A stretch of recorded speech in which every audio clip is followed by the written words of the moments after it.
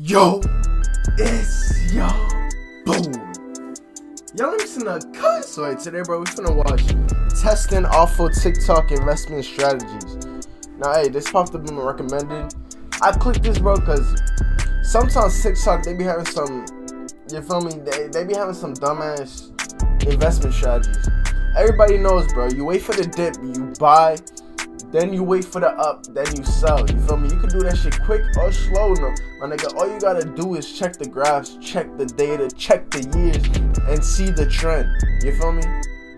It's really not that hard if you do your research. If you just hopping into it, trying to find the dip and then sell it, you feel me? You gonna get outran by all those other AI bots that are fucking buying the dip seconds once it hits it. You feel me? So hey, we gonna see. Let's get to it. Okay, so I'm really terrible at investing. I swear to you, people think it's a joke, a meme or something. It's fact. Any of my Patreon subscribers will tell you this. And it all comes down to a very simple principle. Good investing is all about having no idea what you're doing, but being insanely confident while doing it. This is why alcohol is such a good tool to use while investing. It's gonna be violent, guys, when the lawsuits start piling in. Okay, the classic quote, the more you know, the slower your portfolio grows, something like that. I like to visualize it like this. There are three variables that tell me everything I need to know about you as an investor. We got confidence on the y-axis, competence on the x, and returns on the z. Here we have a visualization of the relationship between those three. In the beginning here we can see confidence is high, returns are high, you're probably high, but competence is down here. This is incredibly important to understand if you want to make money in the stock market. As competence increases, you begin to realize that everything is priced in. This in turn leads to confidence decreasing and thus the inevitable death of your returns. Math is fucking crazy. I need to make this video and instead I've just been messing around with this graph for like an hour. Okay, TikTok finance, it doesn't have the best reputation, but here's the thing. Who does have a good reputation? Nah, that is true though, cause it's like not every investment is gonna be perfect. You feel me? Unless you literally got, cause they do have programs and shit like on your computer that you could buy. It's basically pay to win. But bro, a lot of it is guessing and confidence and shit. Cause let's say you invest into this new project and it ends up being a pump and dump. You feel me? You're fucked. But if that ends up being the next Bitcoin, my nigga, you gonna be rich as fuck. You feel me? So it's all about that. And it's also about not going with the hype. Because once you see a stock or like any type of cryptocurrency on the news, that's when you want to steer clear for like a couple days. You feel me? Because once they talk about it on the news, that's when everybody's going to come in, buy that shit. That shit's going to be high. And then the dip is gonna hit you after you get that shit. So it's like you gotta be ahead of the game before motherfuckers catch on, basically. For picking stocks well. TikTokers? And it's also based off luck. Teeny bit of luck. Most of it is technique. Teeny bit of luck. No. Reddit? No. Seeking Alpha? No. Analysts? No. Hedge funds? Not really. So what's really the difference? I wanted to wait, what's that hedge fund? Hedge fund. S&P. Okay, them shits always go up. Marco. Okay, so Barclays and Marcos. Not really. So what's really the difference? I wanted to come to an answer to a question that no one was asking. Is TikTok really a good place to seek financial advice? The thing is, some of these TikToks are so bad, I can't tell if they're like some high-level meta humor and I'm the dumb one missing the joke. And buy some Louis Vuitton and shop for some nice watches. Come on. Watch shopping? It's like it would be hard to manufacture a more cliche video if you were trying to. Another 19-year-old day trading millionaire, videos in the R8, classic, $294 course. Call it a 2% conversion rate, $294 course. The guy could have easily made $60,000 in the past 2 months. I need to do this. So people keep asking me, how are you so rich? How are you so wealthy? How are you affording all these cars? I actually don't even use my own money to buy all this. I buy all my real estate with the bank's money. You use your parents' money to buy all that. Cars with the We bank's know. money. We I don't know. even use my own money. See, this is one of those ones where I thought this was just another person trying to shill their course, but real estate is spelled real state. So I don't know. I can't tell if this is satire. He is right though. All you need to do is borrow money and then one day you might have enough money to buy real estate. Can't buy real estate using this strategy though, just real estate. I've been looking at TikToks for like the past hour. I don't get this app. The music. Nah, I think the best investing guru is that nigga Pablo Heeman. Cause to be honest, out of everybody, he don't really be trying to like finesse niggas. And he's the most credible source. You feel me? Like motherfuckers, he does lives when niggas helps them and they actually fuck with him. You feel me? Like other investors fuck with him. So it's like, bro, that nigga, he's smart too. He gives in all the statistics, all the details you need to know. You feel me? And he be putting you onto new projects sometimes. The horrible green screen effect thing. I think most of the people making these videos have good intentions. There's just no way any half-decent trading strategy can be broken down in 15 or 30 seconds. I don't like making trading strategy videos anymore because, well, one, I'm terrible at investing, but also because even in a 10-minute YouTube video, it's hard to jam in all the necessary information that'll give you a chance of making money. TikTok is just not a platform that's compatible with complicated and nuanced trading strategies. Okay, I absolutely love this comment because options trading is technically like a financial starting point. A lot of finance gurus see it as a starting point. Options as a starting point? I guess that is true. If you start by losing everything, the only way to go is up. Now, if we were going to do a thorough test of whether or not any of these strategies actually work, we would want to test it with a big sample size over a long period of time so we can be certain that the strategy actually works or doesn't and any result can't just be attributed to luck. But I don't want to do that because it's going to take too long, so I'm just going to do what any good scientist does when working on a time constraint. Use sample sizes that are too small so we can come to whatever conclusion is most convenient for the video. This is legally science. The scientific meth head. Half-assed TikTok trading strategy, half-assed test by a YouTuber critiquing it. Welcome to the internet finance bubble, everybody. You're now mentally retarded. After looking at TikTok strategies for a while, I realized it was finally time to break out the old Robinhood account so I could test a strategy out. I decided to test this option strangle strategy. Also, please don't harass this guy. Nobody in the finance space knows what they're doing. I don't know what I'm doing. We're all figuring it out, losing money together, and that's what makes it so fun. I'm going to show you guys an almost can't lose stock strategy that literally you can profit either way on the stock. So an option strangle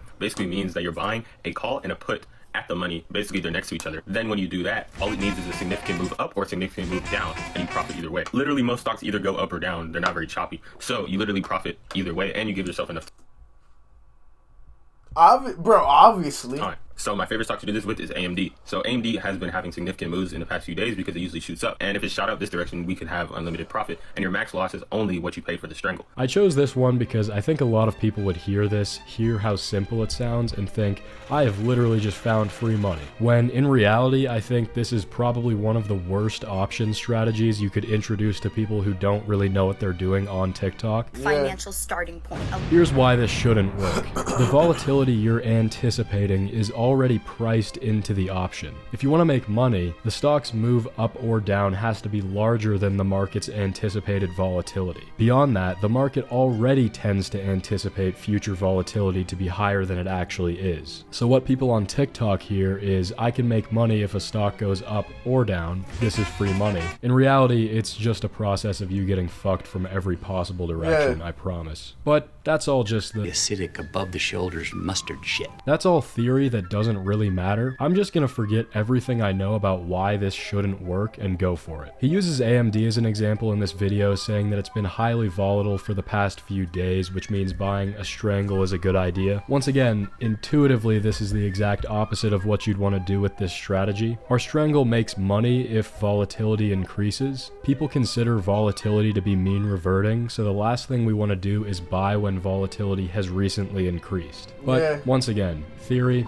competence, it doesn't matter in investing. I'm just gonna follow the strategy from TikTok exactly how it is. I'm not gonna bring in any of my own ideas. Let's just do it. Watch, it's gonna return like 50% in 2 days, I promise you. That's the way this works. I decided to look for big companies with relatively high implied volatility. I landed on MasterCard. The past year chart has been choppy. Its implied volatility is at a relative high, which means people are anticipating more future volatility. Now, supposedly, we make money if the stock goes up or down, and it's been going up and down a lot. This should be good for us. I bought this strangle expiring in a few days, and it proceeded to lose money very quickly, despite the underlying moving above our call strike. Why? Because in order for this strategy to work, the underlying has to blow way past either our call or put strike. It also has to do so quickly enough to counteract the time decay of both options. So, of course, it's not as easy as it seems on paper, but I'm not ready to give up yet. After seeing how this strategy performed, I thought that maybe instead of testing another, it would be more fun to make a few critical adjustments to this one and then use it to hopefully make money. Like I said earlier, when you try to simplify a complicated and nuanced trading strategy, you lose so much vital information that it basically becomes worthless. So I'm gonna try to simplify this with memes, but just forewarning you, it's gonna be dense. The outcome should be cool though. I'll put chapters on the video if you want to skip to the result. Like I said before, I think going long volatility like in the strategy above is one of the hardest ways for us retail degenerates to make money. The main reason being that isolating volatility exposure is very difficult to do when considering the other components of the option that are fucking you, specifically time decay and the directional move of the underlying. On top of that, volatility is considered mean reverting, which means if you're betting that it's going to increase, you probably need to have a well-established catalyst, a really solid exit plan, and good position sizing to be able to profit whenever a volatility spike comes along. And let's be honest here, exit strategy, proper position sizing, not in your vocabulary. But all hope is not lost. Implied volatility also trends in another way that might be much better for the average retail degenerate to capitalize on. Instead of betting that volatility will go up, why don't we bet that it'll go down and use time to fuck somebody else? It's what Doctor Strange would have wanted. What we need to do is find a place where implied volatility is elevated. We know IV has mean reverting properties, so if we short it, we might be able to make money. Conveniently, during earnings season, implied volatility tends to increase during the weeks before an earnings release. Fear and uncertainty around any big catalyst like earnings leads option prices to increase. So maybe we can sell these expensive options. That way time decay is working in our favor, and hopefully a drop in implied volatility will work in our favor as well. I decided to open an iron condor on Levi's stock before they reported earnings. We make money with this strategy if implied volatility decreases and the underlying stays within the range of our strikes. What I found the next day was interesting. Levi reported great earnings, leading the stock to rally 10% in the next day. A big move like this should have destroyed our position as the stock neared our short call strike. However, our prediction played out well. Implied volatility tanked after earnings as expected, simultaneously tanking the value of the options we sold. By Friday, the options we sold had lost most of their value, leading to some decent gains. Now, I wanted to do this to illustrate a point, but the fact that it worked doesn't mean it's a good strategy or that shorting volatility through earnings will work long term. The strategy we used has a much higher win rate than the one from TikTok, but that doesn't mean its expected value is higher than that one. Just because this didn't work doesn't mean it's a bad strategy. I was using it to demonstrate that it's a lot more complicated and nuanced than TikTok makes it out to be. So even though we made money, the options market is priced efficiently, which means if you do this long enough, it will implode. And it will be violent, probably resulting in you losing all of your gains. But this implied volatility... Bro, if you really want to see the worst of the worst, bro, go on Wall Street Bets and go to the losses. Niggas be losing... Niggas be losing hundreds of thousands every single day. Reversion idea is something that could be tested and developed into a real standalone strategy. So I think we've come to an answer. Is TikTok a good place to learn about the financial gambling markets? Probably not. But in the financial markets, you'll probably lose money no matter where you get your education, so it doesn't really matter. But if there's one thing we can take away from the TikTok finance space, it's that during the gold rush, the real money is made from selling shovels. It's not worth buying online courses from finance gurus on the internet. Instead, it's far more fulfilling to use that money to develop your own subscription-based trading indicator group. Allow the plebs to... Hey, that's it with it, bro. If you want to video, like the video, subscribe to the channel, you feel me? This was a good video, I'm not gonna lie. I kind of got confused a little bit with the math. Because if y'all know, bro, I'm horrible at math. I'm not that good at math. I always be needing my phone for that type of shit and the calculator. But, yeah, bro, that's the video. I'll catch you on the next one, bro.